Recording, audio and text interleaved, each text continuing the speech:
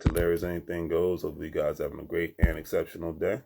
Another beautiful day to be alive, so let's just do our best to thrive. It's one of my oldest friends' birthday today, so happy birthday to him, Matthew Martinez.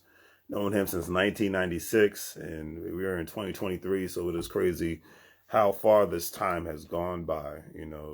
That's all I can say. Life is, hey, but, people say you're getting older. I say you're getting older, but yet you're getting better all at the same time because, a lot of people can't even say that they are getting older. They are no longer here with us or they're about to pass away. So it's cool to get old. As Snoop Dogg said, it's a blessing to get old. As Danny DeVito said in Jumanji, and I'll leave it at that. Today's word of the day is interpret, stands for to explain or clarify the meaning of, to conceive the significance or construe, to perform or present according to one's artistic understanding, to serve as a translator for speakers of different languages. And a lot of times I feel like I can be an interpreter in regards to, I speak a little bit of Spanish, but I can be an interpreter in regards to, I like to simplify simple things. A lot of times my mindset is like this: unless we're talking like mechanical engineering, quantum physics, string theory, or like quantitative analysis or anything of that nature, we're just talking about everyday stuff. Let's simplify it. A lot of people don't like to do that because for some people, they're very edgy, they overthink things, and the only thing I want to overthink is whether my life is on the line or whether there's some money involved. So that I don't mind overthinking, but if I got to go to the bathroom, I don't need to overthink that. What somebody's thinking, as long as I don't see them making gestures that they're trying to kill me, I really don't care what they're thinking. It's like a buddy of mine was having a conversation, was talking about, he was telling, we went to this party last year, Halloween party, had a good time. And, there was an energy from certain people at the party that they wasn't vibing with us. We were down in Houston, Texas. We were the out of towners. We didn't look like most of the guys that were there. And for a lot of men, they have, I like to call it punk energy. I'll keep it PC. I really want to say something else. But they have punk energy, especially in today's world where they view every guy in the world as a competition, even at a party. And I'm definitely at the age now where I'm not your competition because I don't want to be. Now I'll be a competition when it comes to making some money, but I'd rather be your partner. I'd rather collaborate over competition, as DeWild University says, because I feel like I'll get much further in that aspect. But some people don't want to be your partner, and that's fine. But in that energy, that setting with grown men, and the majority of the grown men are older than me. They just had this energy like they were mad that I was there, or me and my buddy was there. But like I said, I'm not 16 years old. I don't care. Like last year I was 39. This year I'm 40 years old. I don't have time to babysit grown-ups and their feelings and whatnot. So I'm at the point in my life where you need to speak plain, speak clear, or get away from me. We don't need to play these mind games and whatnot because life is too short. Okay. Older I get, the less patience I get with people, and especially the overgrown babies, is what one of the judges, Judge Ross from one of the judge shows, would say. That makes you a man baby. And there's too many man babies walking around in today's world of all races, all ages. A lot of people hate the saying of this, but age is nothing but a number. Maturity is key. So you could be 70 years old, but act like a freaking 18-year-old. Do you have the maturity? You might have the age. You might even have some wisdom. But do you have the maturity to act like a freaking reasonable adult? Man, woman, it goes on both sides. But a lot of people just don't. They want to, especially the way people vent about every single thing that goes on in their life on social media. And I just think that everything, unless you're only working in the OnlyFans world, which is nothing wrong with that because, hey, you're legally doing something. Not everything needs to be vented on social media. Keep certain things within your circle, especially if you're dating or looking for Mr. or Mrs. Right. Don't let the world know that. Keep that simple keep that, close within your circle. You know what I mean? Because especially to a lot of the females out there, if you're really looking for Mr. Right in today's world, all I can say is I'm not trying to be Jason Black. I'm not even trying to be Kevin Samuels. All I'm saying is don't announce it to the world. Don't announce every single move that a man makes towards you in the world. If he slides in your DMs, if he, if he's treating you right, your life needs to just reflect that in the way that you conduct yourself on a regular basis. If you feel like, hey, I'm a single mom, people are wasting my time. Okay, well, just have that conversation directly with them and say, don't waste my time. Move on with your life. Call it a day. Because you leave ammo open, you leave the door open for a lot of men who are, especially who are going to be devious and deceiving. I'm just going to keep it real. They're going to use that information. It's like they're collecting intelligence data from you because you're venting what you really want online. And they will use that information against you.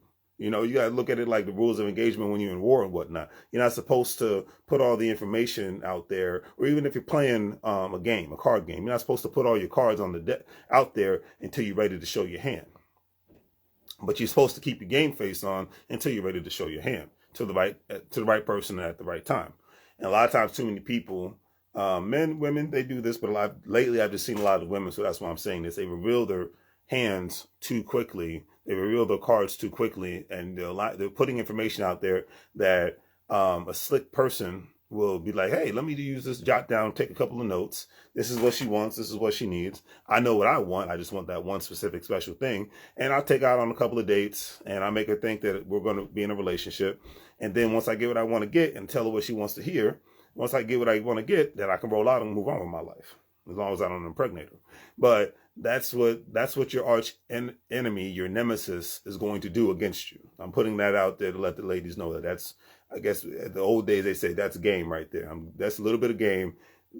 Stop putting out the information that get that information to somebody you know is genuine and sincere. That's actually taking you out on a date without them seeing all that information. Put it out there like that. Because your nemesis, your arch enemy, is going to use that information against you. They're going to take that information and they're going to exploit it. They're going to use it against you in order for them to get what they want, and then they're going to move on with their lives. So I'm going to leave it at that. It's the oldest trick in the book. And believe it or not, when you're men and women that are about something in life, when you're dating, it's warfare. Now, eventually, the war is over when you find the right individual, you find the right partner. You know, it's like the U.S. used to be at war with what used to be known as England, but now it's the U.K., the United Kingdom. During the American Revolutionary War. And once the war was over, they still had to have commerce and partnership. And to this day, they have alliances with countries that they've gone to war with and whatnot.